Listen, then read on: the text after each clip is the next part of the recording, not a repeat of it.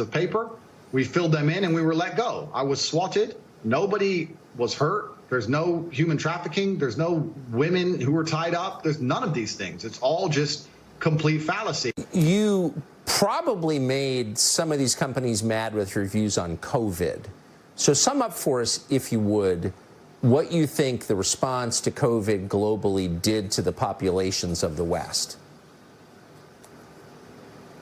Yeah, so I certainly made them mad with my views on COVID. I don't want to go to conspiracy theory, and I would also never kill myself. Let me just say that here for the record. But okay. At the time of COVID first being announced, my brother and I decided we sat and had a very logical conversation, and we sat and said, we're two young fighting age males. If COVID can kill us, then the world is over. It's zombie apocalypse time. So there's no point hiding. We may as well go out with a bang. So my brother and I flew to Stockholm, Sweden. Now, I don't know if many people know this, but Sweden never closed down. Stockholm and Sweden never closed down, never made you wear masks, never mandated the vaccine.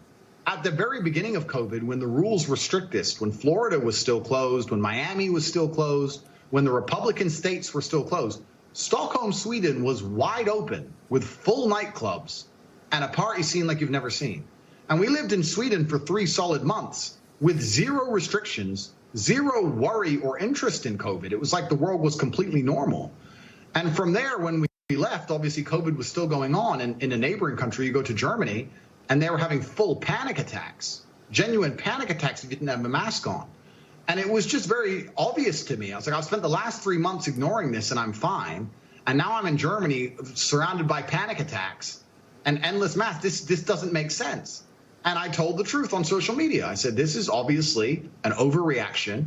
The decimation of your income, the fact you can't go get a doctor's appointment for a genuine ailment or a genuine risk of cancer, for example, the fact that you can't see your loved ones in their final days, these things are far more destructive than the common cold. I think that what they're doing is unfair. I think it's a massive overreaction. And this is based on my personal experience. And I think at the time there was a lot of pushback, but I would like to think now that 99% of the world see I was totally right. You know, it's kind of funny, Tucker, I'll tell you, when at the height of COVID, I used to say to my brother, how will people struggle with the cognitive dissonance when this is all over? Because COVID is still out there. Nothing's gone away. The thing that we were all hiding from is still right there, out there to get you. But now everyone walks around and they're not scared of it anymore. And I'm like, are people critical enough to analyze themselves and say, for a year of my life, I was deathly afraid of something. Now I'm exposing myself to said thing and I'm not afraid anymore. The media tricked me and I was a fool. But they're not. They don't even seem to self-analyze and go, I got tricked. They're just like, oh, okay, next thing. Hey, Andrew now. Like robots. It's mind-bending to me, truly. So I saw you compare the experience of rich people under COVID, you're one of them, to everybody else. What did you notice about that? It seemed like a two-tiered response. Yeah, so the story was very simple. I was flying inside of Europe. There's a lot of low-cost air carriers. It's only low-cost primarily. There's not much first class, business class, anything like that. And I was flying, and my experience was plagued by endless paperwork, wearing a mask, put the mask over your nose. Every time you eat, you have to put the mask on in between.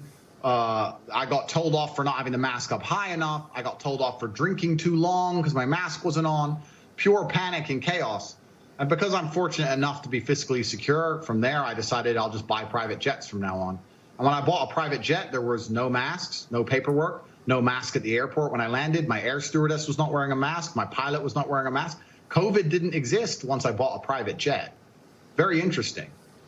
Maybe if you're rich enough, COVID can't take, maybe COVID's scared of money, I'm not sure. But it seems that everyone who's flying on private jets never had to worry about COVID ever. It's just the people at the bottom who had to worry about COVID.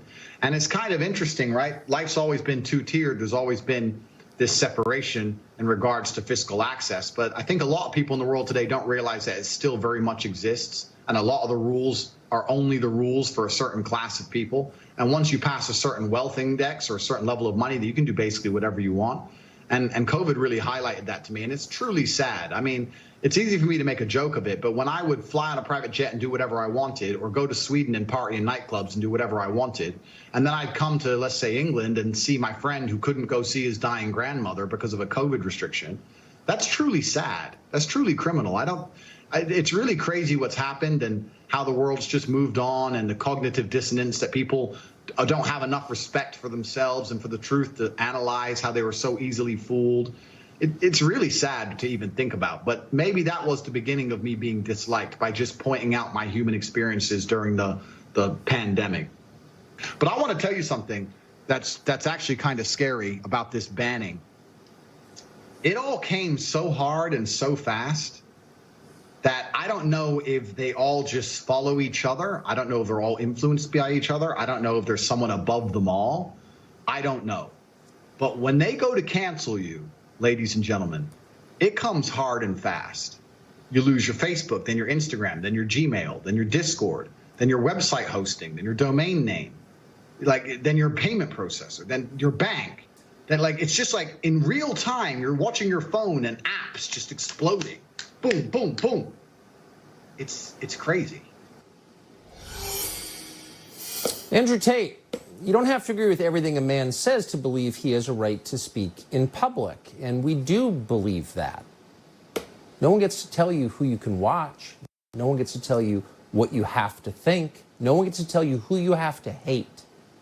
You're an American and an adult. You can make those decisions yourself. So why don't they want you to hear from Andrew Tate? If they really think he's a worse influence on the youth than, say, Cardi B, tell us how. They're telling us he's a criminal. Okay. Has he been charged? Who are the victims? What are their names? It's going to take a lot more than that to have us believe he should be canceled, or anyone else, by the way. We're against censorship, period. And more than anything, we're in favor of people making up their own minds based on the evidence, like adults do. So if you're interested, you can watch the full unedited interview with Andrew Tate after the show on Fox Nation.